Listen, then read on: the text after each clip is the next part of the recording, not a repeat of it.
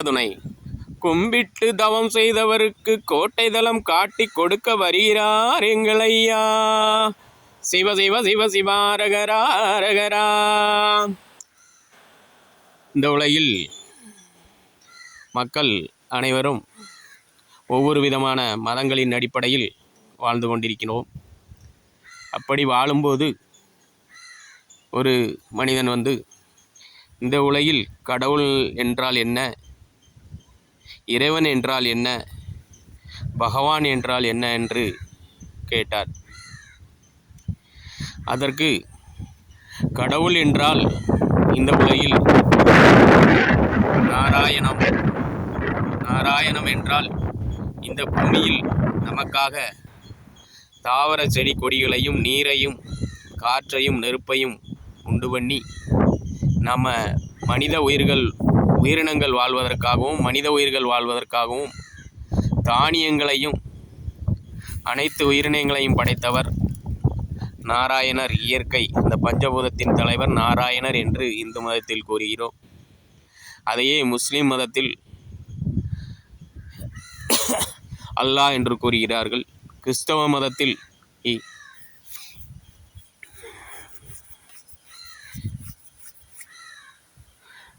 இந்து மதத்தில் கடவுள் என்றும் முஸ்லிம் மதத்தில் அல்லாஹ் என்றும் கிறிஸ்தவ மதத்தில் இறைவா என்றும் போற்றுகின்றனர். இப்படி ஆகாயத்தை நோக்கி எல்லோருமே கையேந்தி இறைவனை கடவுளை எங்கிருக்கிறார் என்று தேடுகிறார்கள். ஆனால் கடவுளானவர் நமது பூமியின் மேற்பரப்பில் நமக்காக உண்டு பண்ணும் அனைத்து உணவு தானியங்களும் தாவர செடி கொடிகளையும் மருந்தாக படைத்துள்ளார். இதுதான் கடவுள்.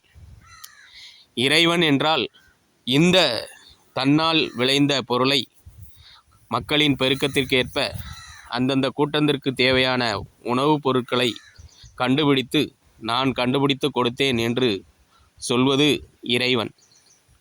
அப்படி உணவு தானியத்தில் ஒவ்வொரு சுவையாக உருவாக்கியவன் மனிதன். அந்த மனிதன் பயன்படுத்தும் விதமாக சாம்பாராகவும் அதில் உப்பு சேர்த்து அனைத்து அறுசுவையும் உருவாக்கியவன் இறைவன் சிவ என்றும், அதையே அதில் வெண்ணெய் இனிப்பு சேர்த்து பேக்கரியாக கண்டுபிடித்து கொடுத்தவனை இயேசு என்றும், இதே பூமியில் விலங்குகள் ஓடிக்கொண்டிருக்கும். அந்த விலங்குகளினுடைய நெய்யையும் அந்த விலங்கின் சதையையும் சேர்த்து சாப்பிட்ட மனிதன் அல்லாஹ் நபிகள் நாயகம் என்றும், இந்த மனிதன் எந்தெந்த காலநிலைக்கு ஏற்ப வாழ்கிறானோ அந்தந்த காலநிலைக்கு ஏற்ப உணவு தானியங்களை உருவாக்கி அதை உண்ணும் விதமாக படைத்து கொடுத்தவனை இறைவன் என்கிறோம். பகவான் என்றால் இப்படி நாம் உண்ணும் உணவுகளையும் அனைத்து விதமான செயல்களையும் அதற்கு ஒரு கூட்டமைப்பு உருவாவதற்கு, அதாவது உணவு முறை தயாரிப்பதற்கு எத்தனை பேர் உதவுகிறார்களோ அத்தனை கூட்டமைப்பையும் தான் பகவான் என்று மனிதன் உருவாக்கி வைத்திருக்கிறான். இப்படி ஒவ்வொரு முறையையும் அறிவதற்கு மனிதன் ஒரு நீண்ட தூர பயணத்தை அடைந்திருக்கிறான். அந்த நீண்ட தூர பயணம்தான் கும்பிட்டு தவம் செய்தவருக்கு கோட்டை தளம் காட்டி கொடுக்க வருகிறார் எங்கள் ஐயா. சிவசிவா சிவசிவா அரகரா. இப்பொழுது அனைவருக்கும் முழுமையான வாழ்வு கிடைத்து விட்டது. ஆனாலும் நம்மளுடைய கஷ்டம் போகவில்லை. அதை முழுமையாக எப்படி நாம் அடைய வேண்டும் என்றால் ஒரே ஒருவர் நம்ம நினைத்தால் போதும். நம்மளை ஆளும் ஆட்சியாளர்கள், அவருக்கு அத்தனை கும்பிட்டு தவம் செய்யும் அறிவுக்கு இருந்தால் போதும். ஆனால் இப்பொழுதெல்லாம் நம் நாட்டில் ஆட்சியாளர்கள் தேர்ந்தெடுக்கும் முறையில் நடக்க முடியாதவர்களும் சொந்த அறிவு மக்களை பற்றிய கவலை இல்லாதவர்களும் தான் உருவாக்கி ஆட்சியாளராக வருகிறார்கள்.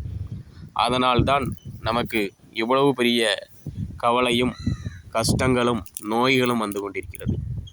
அந்த நிலை மாறுவதற்கு மக்களுடைய அனைவருடைய கஷ்ட நஷ்ட நிலை மாற வேண்டுமென்றால் இப்பொழுது ஒரே தேவை, இயற்கை தன் கடமையை அதன்படி செய்து கொண்டே இருக்கிறது. ஆனால் நம்மளை ஆட்சி செய்ய வருகிறேன் என்று சொல்லும் ஆட்சியாளர்கள், ஆண்டவன் என்று சொல்லக்கூடிய ஆட்சியாளர்கள் கும்பிட்டு தவம் செய்யும் நிலையை அடைந்திருந்தால் மக்களுக்கு நல்லது செய்வார்கள். அந்த நிலை வளர வேண்டும் என்பது ஐயாவுடைய அருளுரை. ஐயா உண்டு. அனைவரும் சப்ஸ்கிரைப் செய்து கொள்ளுங்கள்.